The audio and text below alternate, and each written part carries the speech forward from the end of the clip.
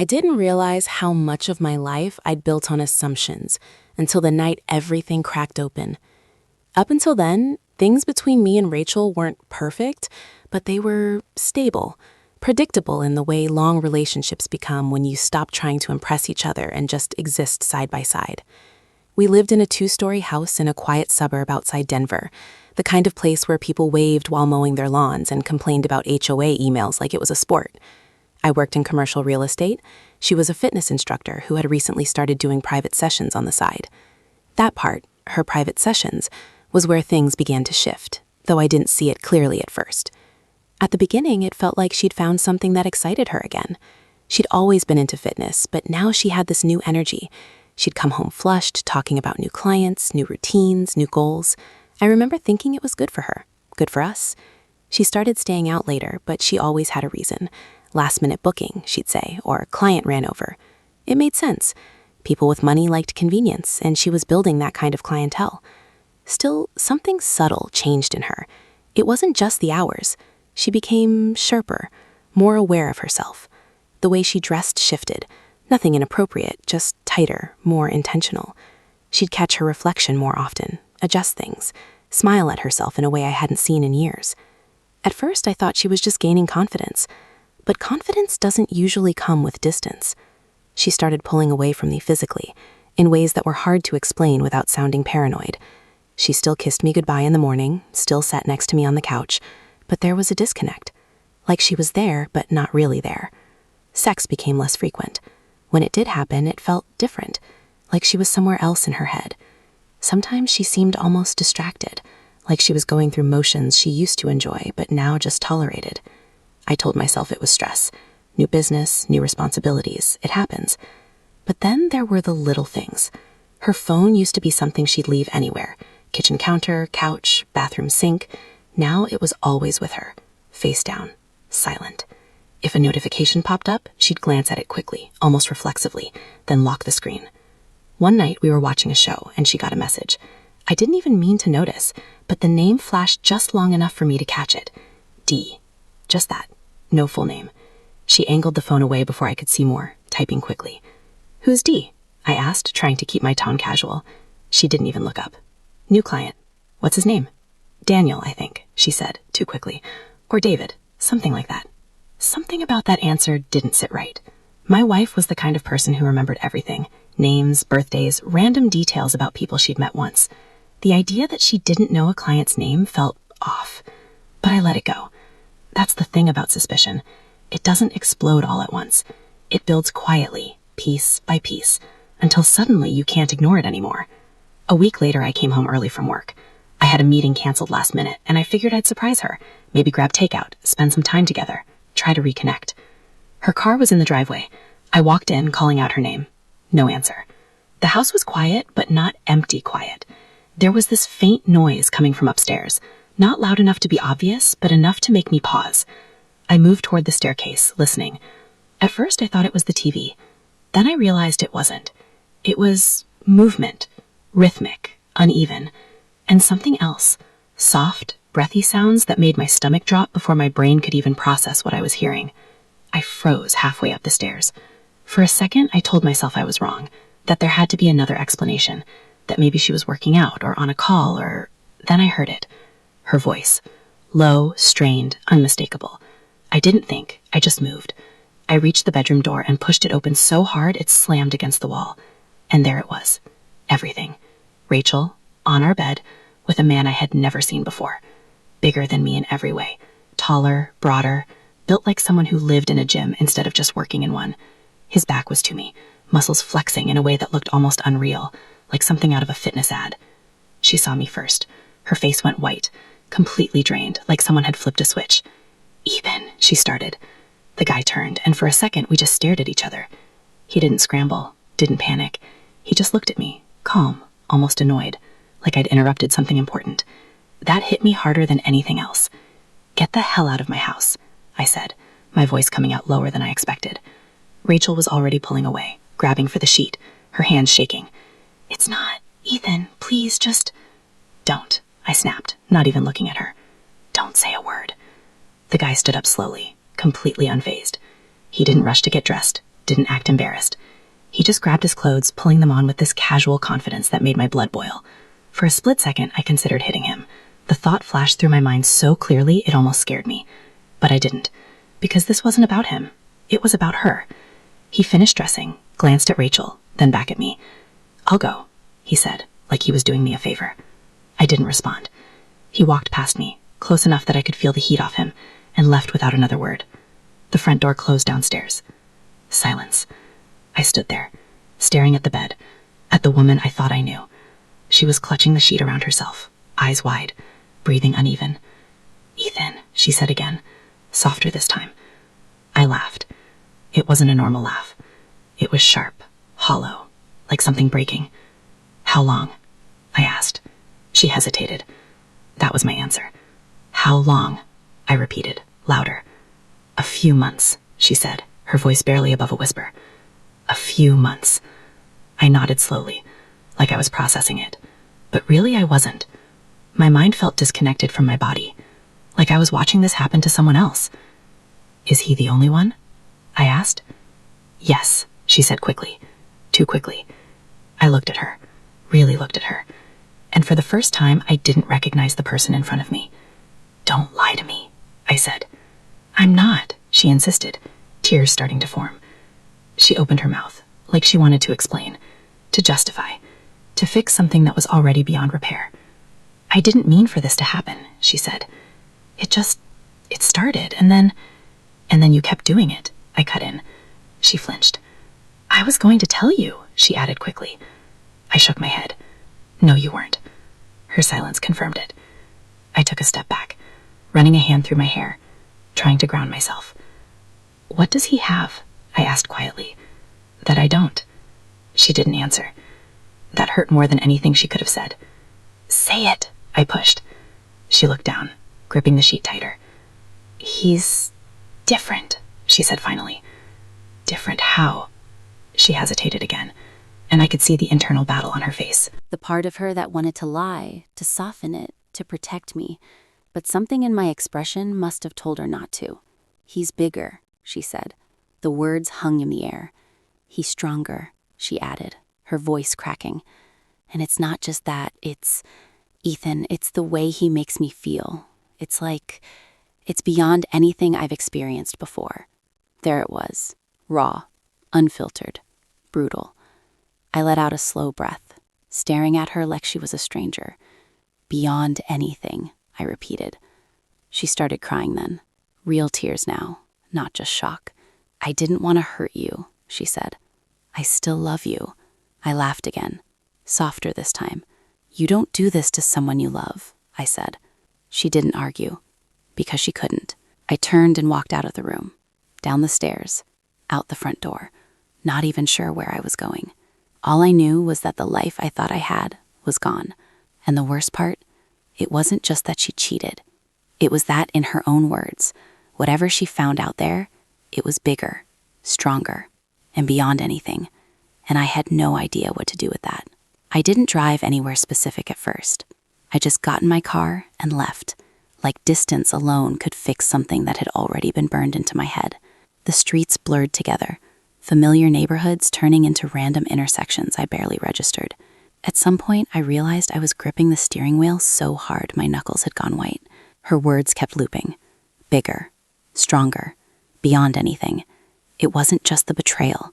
It was the comparison, the fact that somewhere along the line, she had measured me against someone else, and I hadn't just come up short. I had been completely outmatched. I pulled into the parking lot of a grocery store I didn't even need to be at, and just sat there with the engine running. People walked in and out around me like everything was normal, like the world hadn't just cracked open. I kept seeing it. The way he looked, the way he moved, the way he didn't even seem concerned that I'd walked in. That confidence, that control. I thought about Rachel's face when she said it. Not just guilt, not just regret. There was something else there, something almost conflicted, like she hated herself for it but couldn't deny what she felt. That part stuck with me. After about 20 minutes, my phone started buzzing. I didn't need to look to know it was her. It rang once, stopped, then again, then texts. I ignored it. Eventually, I turned the car off and leaned my head back against the seat, closing my eyes. For a second, I thought maybe I'd calm down, that I'd start thinking rationally. Instead, I felt worse. Because once the initial shock faded, something else crept in. Questions. Who was he really? How did it start? How long had she been looking at me while thinking about him? I opened my eyes and grabbed my phone. Her name lit up the screen again. I declined the call. Then, without really thinking it through, I opened our text thread. There were a dozen messages already. Ethan, please talk to me. I'm so sorry. I didn't want you to find out like this. We need to talk. I love you. That last one made my jaw tighten. I stared at it for a long time before locking the screen and tossing the phone onto the passenger seat. I didn't respond. Instead, I started the car again and drove home. I don't know why. Maybe part of me wasn't ready to leave yet. Maybe I needed answers more than I needed distance. When I pulled into the driveway, her car was still there. Of course it was. I sat in the car for a minute, staring at the front door, trying to prepare myself for whatever was waiting inside. Then I went in. She was in the living room, sitting on the couch, still wrapped in a blanket. Her hair was damp, like she'd taken a shower, probably trying to wash everything away. She looked up the second I walked in. Relief flooded her face so fast it almost made me sick. Ethan, she said, standing up quickly. I didn't respond. I just walked past her into the kitchen, grabbed a bottle of water, and leaned against the counter. She followed me, hesitant, like she didn't know how close she was allowed to get. Please don't shut me out, she said. I took a sip of water, buying myself a second before answering. I walked in on you with another man in our bed, I said flatly. What exactly do you expect from me right now? She swallowed hard. I expect you to be angry. I don't want you to leave without talking. I let out a slow breath, setting the bottle down. Fine, I said. Then talk. She nodded, like she'd been waiting for permission. It started a few months ago, she began, her voice shaky. He came in as a client. At first, it was normal, just training sessions. His name, I said. She hesitated for a split second. Ryan. Of course it was something simple like that. Something normal, like the guy himself. And then, I pressed. He kept booking more sessions, she said. More than most clients. He was intense, focused. He pushed himself harder than anyone I'd worked with before. I crossed my arms, watching her carefully. And that impressed you? I asked. It wasn't just that, she said quickly. It was the way he looked at me. Like I wasn't just his trainer. Like he saw me. I almost laughed at that. You think I didn't see you? I asked. That's not what I mean, she said, shaking her head. You got comfortable, Ethan. We both did. He didn't treat me like something he already had. He treated me like something he wanted. The words hit harder than I expected. Wanted. Like I didn't want her anymore. And that's all it took? I asked, my voice tightening. Some guy gives you attention and suddenly everything we have doesn't matter? No, she said, stepping closer. It wasn't sudden. It built over time. Conversations, jokes, the way he challenged me. It just kept escalating. And the first time? I asked. She closed her eyes briefly, like she didn't want to relive it. It was after a late session, she said quietly. We were both exhausted. He made a comment, something flirty. I should have shut it down, but I didn't. Of course you didn't, I muttered. She ignored that. One thing led to another. It just happened. I shook my head. No, it didn't just happen. You made a choice. She didn't argue. Silence filled the room for a few seconds, thick and heavy. Why keep going? I asked finally. Why not stop after the first time? She looked at me, and for a moment I saw that same conflict from earlier. Because I couldn't, she said. That answer made something in me snap. You couldn't? I repeated. What does that even mean? I tried, she said, her voice rising. I told myself it was a mistake, that I wouldn't see him again outside of training. But every time I was around him, it was like something took over. I stared at her, disbelief mixing with anger. You're telling me you had no control? I asked. I had control, she said quickly. I just didn't use it. At least she was honest about that. And what is he to you now? I asked. She hesitated again, and I felt my stomach twist. That hesitation, I said quietly, that tells me everything. It's complicated, she cut in. No, it's not. You're either done with him or you're not. She looked down, gripping the blanket tighter around herself. I haven't ended it yet, she admitted. I laughed again, but there was no humor in it. Unbelievable, I said, shaking my head. You get caught and you're still seeing him? I didn't expect you to come home early, she said, like that somehow made it better. That's not the point, I snapped. The point is, even now, you're not choosing me. I am choosing you, she insisted, stepping closer again. I'm here, I'm talking to you, I'm trying to fix this. Trying to fix it would have been ending it the moment it started, I said. She flinched again. I'll end it, she said quickly. I swear, Ethan, I'll call him right now if you want. I studied her face, looking for something real. And if I hadn't walked in? I asked. She didn't answer, because she couldn't. That silence told me more than anything else. I turned away from her, running my hands over my face, trying to study myself. "Do you love him?" I asked, my voice quieter now. She took a long time to respond. "I don't know," she said finally. That one hurt more than everything else combined. Not a yes, not a no, just uncertainty, like I was now competing with someone she couldn't even define. I nodded slowly, absorbing it. "Okay," I said under my breath. "What does that mean?" she asked, her voice trembling. "It means I need space," I said. Her face fell immediately. "Ethan, please." "I can't be here right now," I cut in. "Not with you, not with all of this." "Where are you going?" she asked. "I don't know," I admitted, "but I can't stay." I grabbed my keys from the counter. "Please don't leave like this," she said, her voice breaking. "We can work through it. We've been through worse." I paused at that, turning back to look at her. "No," I said quietly. "We haven't." And with that, I walked out again. This time, I didn't come back. I ended up at a cheap hotel off the highway, about 20 minutes away. The kind of place you don't ask questions about and nobody asks you any. The room smelled faintly like detergent and something older underneath it. I didn't care. I dropped my bag on the chair, sat on the edge of the bed, and just stared at the wall. Everything felt unreal. My phone buzzed again. I picked it up this time, expecting it to be Rachel. It wasn't. It was a number I didn't recognize. I stared at it for a second before answering. "Hello?" There was a pause on the other end. Then a male voice. "Ethan?" My grip on the phone tightened instantly. "Who is this?" I asked, even though I already had a feeling. "It's Ryan," he said. Of course it was. I felt something cold settle in my chest. "What do you want?" I asked, my voice flat. "I figured we should talk," he said, calm, controlled, like earlier. I let out a short, humorless laugh. "You think we should talk?" I said. "After what you did?" "I didn't do anything you didn't allow to happen," he replied. That line hit like a punch. "What the hell is that supposed to mean?" I snapped. "It means she chose me," he said, over and over again. Silence filled the space between us, because as much as I hated hearing it, I knew he wasn't wrong. For a second, I couldn't even respond to him, not because I didn't have anything to say, but because there were too many things, all colliding at once in my head. Anger, humiliation, disbelief, it all stacked on top of each other until I just sat there gripping the phone, breathing slower than I should have been. "You've got some nerve calling me," I finally said. Ryan didn't raise his voice, didn't get defensive. "I get why you're pissed," he said. "You should be." That calm tone again, like he was above the situation, like he had control over something that had been mine. "You don't get to act reasonable here," I snapped. "You were in my house, my bed. I was where she let me be," he replied. There it was again. That same point, repeated in a slightly different way. Not aggressive, not mocking, just direct. And that's what made it worse, because I couldn't just dismiss it as some cocky guy talking trash. He wasn't trying to provoke me. He was stating something he clearly believed. "Why are you calling me?" I asked, forcing my voice to stay level. "What's the goal here?" There was a short pause. "Because this doesn't end clean," he said. "Not for you, not for her, and not for me." I frowned, leaning forward slightly. "What does that mean?" "It means you think this is just about cheating," he said. "It's not." I let out a slow breath, already feeling my patience thinning. "Then explain it." Another pause, longer this time. Then he said something I didn't expect. "She told you what I am to her, right?"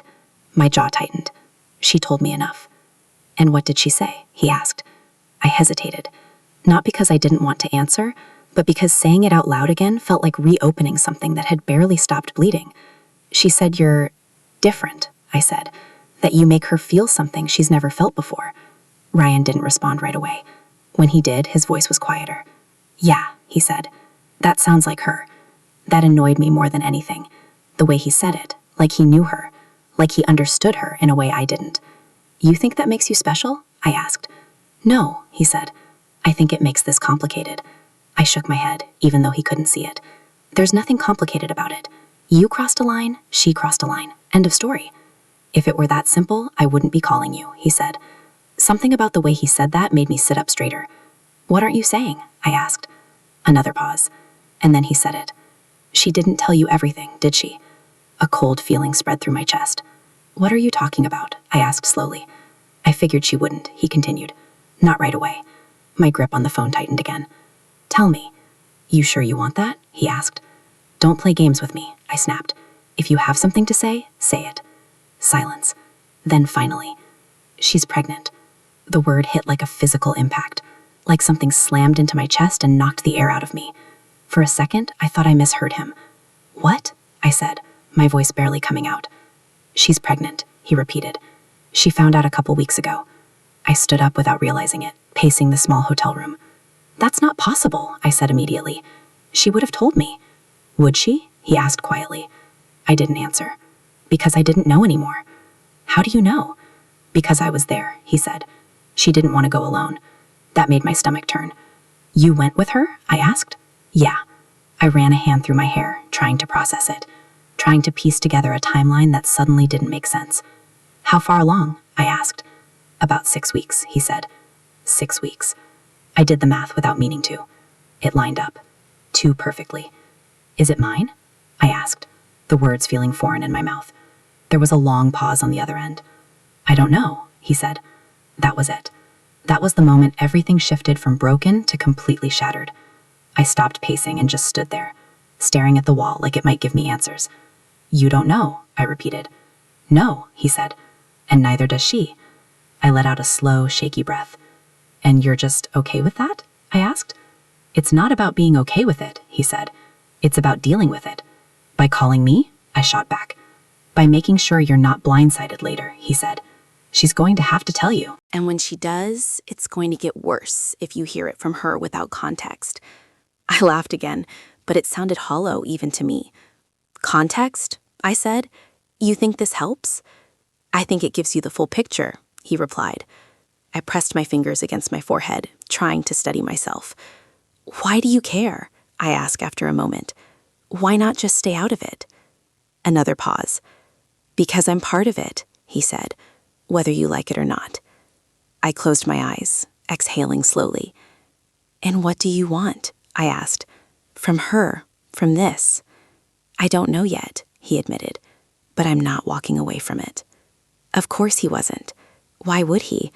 From his perspective, he hadn't lost anything. I should hang up, I said. Yeah, he replied. You probably should. But neither of us ended the call right away. There's one more thing, he added. I almost didn't ask. Part of me didn't want to hear anything else. But I did. What? She didn't just fall into this, he said. She chose it. But she's also not the same person you think she is anymore. I frowned. What's that supposed to mean? It means whatever you had before, it's gone, he said. You're not trying to get back to something. You're deciding if you can live with who she is now. I didn't respond. Because again, he wasn't wrong. I'm done, I said finally, and ended the call before he could say anything else.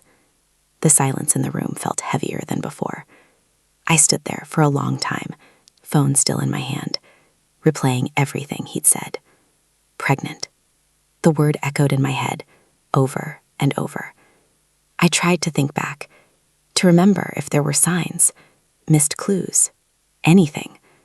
But all I could see was her face earlier that day, the way she looked at me, the way she hesitated. She knew, or at least suspected, and she didn't tell me. I grabbed my jacket and keys without thinking. I needed answers. Not from him, from her. The drive back felt shorter this time, even though I wasn't paying attention to the road. My mind was racing too fast for that. When I pulled into the driveway, the house was dark except for one light in the living room. She was still there. Of course she was. I got out of the car and walked straight to the front door, not slowing down, not second-guessing anything. I opened it and stepped inside. Rachel, I called out. She appeared almost instantly, like she'd been waiting for me. Her eyes widened when she saw me. Ethan, she said, relief flooding her face again. I thought you weren't coming back tonight. Are you pregnant? I cut in. The words hit the room like a shockwave. She froze. Completely. And in that silence, I got my answer. My chest tightened. How far along? I asked, my voice low. She swallowed hard, her hands starting to shake. Who told you? She asked instead. That's not what I asked, I said. She looked down, unable to meet my eyes. About 6 weeks, she said quietly. The same number. Of course it was. I nodded slowly, trying to keep myself together. Is it mine? I asked. Her face crumpled slightly, like the question physically hurt her. I don't know, she whispered. There it was, out in the open. No more guessing, no more doubt. Just the truth. I let out a breath that felt like it had been stuck in my chest for hours. And you weren't going to tell me? I asked. I was, she said quickly. I just needed time to figure things out. Figure what out? I snapped. Who the father is? Tears started streaming down her face. I didn't want to hurt you more, she said. I shook my head slowly. You don't get to control that anymore, I said. You lost that right. She didn't argue. She just stood there, crying, looking smaller than I'd ever seen her. But even then, even with everything crashing down around us, one thought kept pushing its way to the front of my mind. This wasn't just about betrayal anymore. This was permanent. A child. A future that was now tangled between three people, and I had no idea where I stood in it. I didn't sleep that night. Not even for a minute. I stayed in the house, but not with her.